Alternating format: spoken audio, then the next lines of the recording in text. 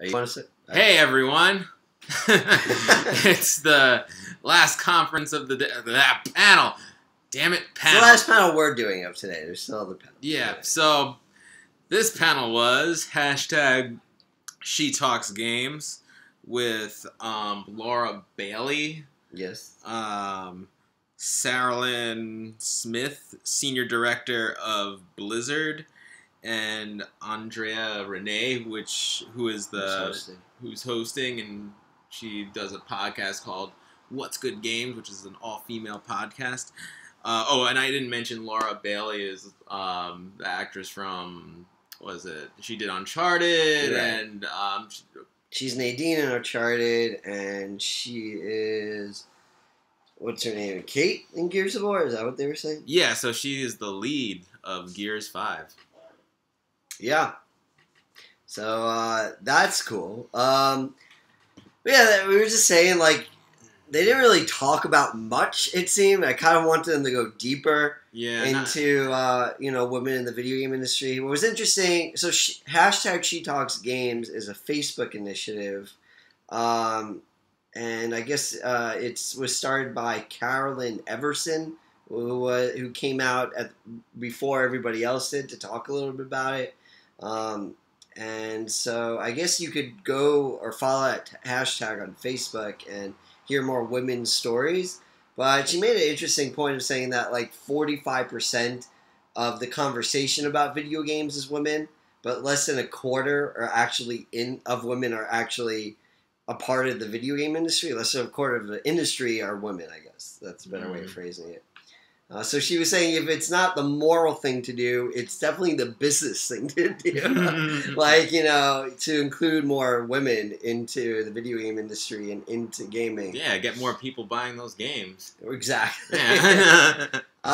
So I want to give a little bit of background again about me and Axel. I think like why we wanted to watch this panel as opposed to like discussing other things going on at E3. And I know for me, I kind of want to talk about a little bit of a personal story of like, well, first of all, like Axel and I, again, we kind of talked about in our last conversation with Tomb Raider that we both kind of grew up having women be very much in our lives from a platonic perspective. Axel's very close with his mother, single mother, growing up, and only child, Yeah. And for me, I was very close with my sister, and even when I get picked on at school, and I didn't really have any friends as a kid because I was fat and weird, and I would come home and kind of have like a built-in best friend in my older sister, and so this is kind of a near and dear thing to us,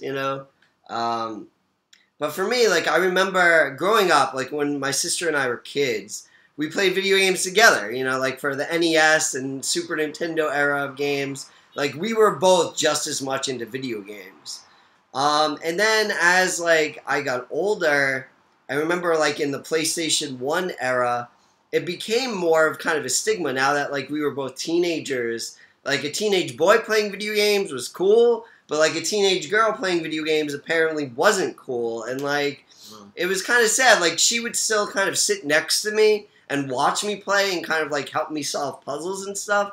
But she stopped playing video games with me. Oh. And I remember that, like, and then during, like, college years when we'd be home during the summer, she pretty much wouldn't even, like, sit next to me anymore. She kind of, like, fell off, like, during, like, the PlayStation 2 and PlayStation 3 era or really the PlayStation 2 era of gaming, like, that whole generation. Like, most of the video games coming out during that time were kind of more focused on men, And I think there was, like, maybe the better part of a decade where she didn't even play video games at all, like, not even watching me play them or helping me out. And I remember that. I remember missing her being there with me and doing that with me. And then Mass Effect came out. And she could play as Femshep, as she's called, And my sister became obsessed again. Like, she put in, like, over 100 hours, I think, just in, like, that first Mass Effect game. And from that point on, she was back into gaming. And I just have very keen memories of that. But even now, it's like when I think of the female friends that I have, like my sister's kind of the only one that I know that's a gamer, you know? Because I still think that there is still that stigma that women of our generation still think that it's mostly a male thing, you know? I mean, do you know any, like, are any of your friends like gamers, female friends gamers? I mean, some of them are into tabletop games like Dungeons and Right. Dragons, but unfortunately, no. I don't know a lot or if any female gamers in my circle. Which is weird because I think more than ever, like they've been talking about the last few years, like I think that more than ever, there's more and more female protagonists in video games. Like even What Remains of Edith Finch, you know, Hellblade, Gone Home, you know, like Ellie and Last of Us, Nadine and Chloe having their own game, and Uncharted's Lost Legacy. Like I'm losing my breath trying to think. So it's crazy that like there's more and more representation. It's good to hear that like 45% of gamers are women. It seems in this day and age, but I still think that there could be more, and I think that the industry has, like, I feel like there's a game for everybody now, you know. Sure, but it's still hard to get women to know that it's okay for them to do this. It seems to play the game. I think for both. Well, I feel like I guess the bigger problem is getting women into the development into the industry, which is, I mean, a larger problem than gaming. It's just women in the STEM field and how to get them interested. I mean, that's the thing. Like, it might not even be a lack of interest. Exactly. It might just be intimidating because it seems like. Well, that's the thing. Club. Like, if you never knew that you could do something, you might not think to do it, you know, like, or even these videos. I never thought I'd be doing these videos.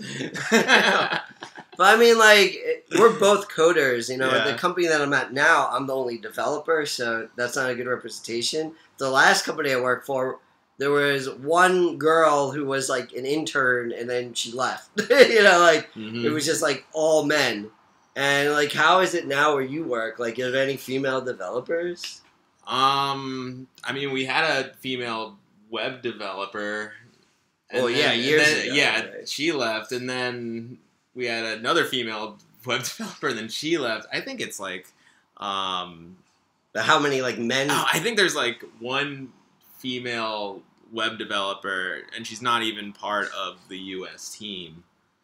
Wow. Yeah. How many men do you think are there that are coders? I can't even count it. Dozens? Yeah, dozens. So yeah, that's a problem. Like, it's not even just with video games. I guess it's like what you're saying, like all kind of STEM field, like math and sciences and tech. Yeah. You know, it's just kind of strange. You know, I feel like it's always kind of strange when you have like predominantly a gender in a profession. I know some people out there might think like, well, it's like evolutionarily speaking, men are more attracted to one thing. Women are more attracted to one thing.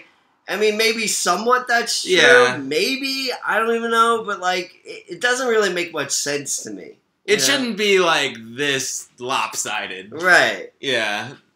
Maybe it will never be, like, 50-50, but it shouldn't be, like, 10%, 90%, you know? It just doesn't sound right to me. Like, I mean, even if you look at, like, gendered things, right? Like, video games are an art form. So, like, you could even say that, like, oh, you know, people that might think, like, art forms are more of a feminine kind of thing. You know, like, wouldn't it make more sense that, you know, because all that emotion... but video games are sort of misunderstood in a way. That's true, too, yeah. It's kind of seen as, like, this... At least from the past, it's like, oh, nerdy basement dweller. I mean, I guess there is a problem that I guess when I think probably the way the mass media thinks of video games, like the highest selling game each year is Call of Duty, you know? Yeah. Like Grand Theft Auto 5, I think they've said is literally the highest grossing, like, piece of or highest selling piece of media in all of human history. Like, and those are extremely violent and like kind of male focused games. But even in there's women that play those games. There has to be, obviously, if it sells that much. So I don't know. I call bullshit. I call bullshit on people that are like, from an evolutionary perspective, like this is more, should be more, is just more attracted to men, and this is more attracted to women. Like, bullshit, man. Like, there's something else going on. There's like a cultural influence. Yeah, definitely. Yeah. That's making people kind of like stay in like one area. Yeah, stay in their bubble or stay where stay where they think that they're supposed to be. Yeah. And I don't know, you and me are always kind of like trying to be in the mindset of like, let's think outside of where we think we're supposed to be, like let's push forward, let's force ourselves to be uncomfortable and like evolve as human beings, So I guess I wanted this panel to talk more about that kind of thing. Yeah, but they kind of didn't. It was mostly about like, who's your favorite female protagonist? Yeah. One of them said Shemfeb. Shemfeb. She also said Ellie. Laura Bailey, she said Ellie. But yeah, I mean, basically what they were saying, though, is that, there's a lot of opportunities for women, just, like, look for them and apply, and we both know, like, we both had a friend, like, the woman developer you're talking about, where she was all about, like, she was part of what was it, like, an organization, or she was trying to, like, get more, she would go to schools and try to get more women to be involved in coding and STEM projects. I wish I could remember the name of anything she was a part of. That was a long time ago.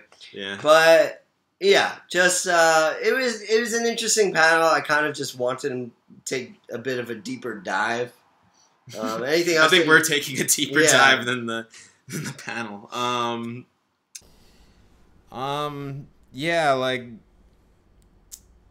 I mean, of course, I don't want to name names or anything, but I've heard stories about like female developers that I don't know, they'd basically get like talked down to from other men, saying like, you can't like do the job like I do, or I don't trust you with this, like mansplaining. Yeah, exactly. And and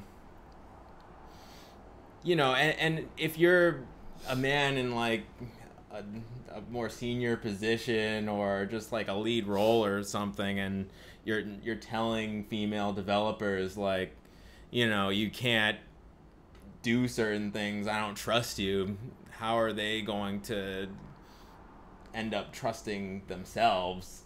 And you think that those interactions have been because they were female? Yeah, for sure. Like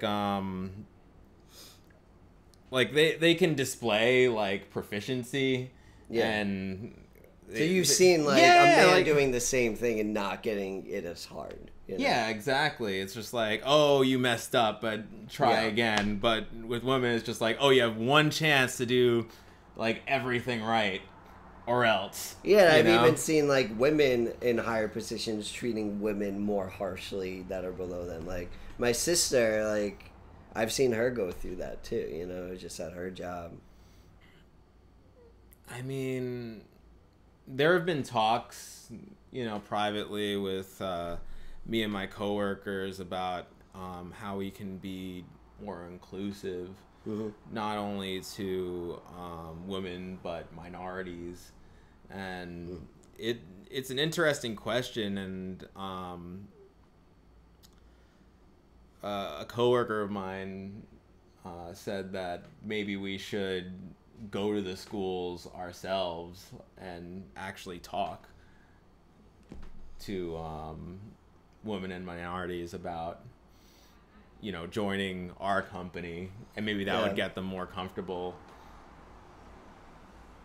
I mean, do you think that it's kind of weird, like, even us talking about this right now, like, you even made the comment of, like, we're two guys, like, talking about this, it feels weird just talking as us. But I feel like that we have to play our part as well. You know, like we have to get uncomfortable. Yeah, or just like if we believe that this is important too, like we just as much as like a woman would need to like talk to other women like and be more inclusive, we have to be inclusive too. And I think that it is important that we show that we are and that we do care about these things. You know, it's just a problem that a lot of guys that talk about this stuff are bullshit, you know, and are lying or have some, you know, other sort of desire in mind, you know, but I still don't think that it should stop us from talking about it as well. Yeah. And talking about the importance of getting women, you know, having women be able to do things that weren't traditionally, they weren't traditionally allowed to do in their gender, you know? So I think that's an interesting idea, you know, of you guys going to schools yourselves and talking about it too. Yeah. Being like, hey, look, you know, we want you. You know? Yeah. We're trying to fix this problem that we have. And I don't know, maybe there are some people that say, oh, it's not a problem. You know, I guess it's like the Jordan Peterson type. You know, that's just the way things are. Again, calling bullshit on that. Yeah, just like if you're a woman and you want to get into the video game industry, just look at jobs and apply and just follow your heart. Yeah, do things and follow your heart. I think it just comes down to it. You know, do what feels right, as John would say. You know, and just about you know being a person, you know, and following what your dreams, you know, even if it might seem intimidating or out of the ordinary, you know, out of like the culture, or like norm. You know, I'm not supposed to do this. Yeah, it's bullshit. Sometimes that's a sign that maybe you should. This guy right here, man. All right, people, we're gonna call it a day or a night, and we're gonna get back to it tomorrow. Got some panels we're gonna, you know, react to. It's tomorrow. The final day of E3. It's the final day of E3. Make me so sad. But like, share, subscribe, watch all of the videos that we've ever made, and hit the bell. Hit the bell so you get notified when we have a new video. And play video games. And NYC. Geek out.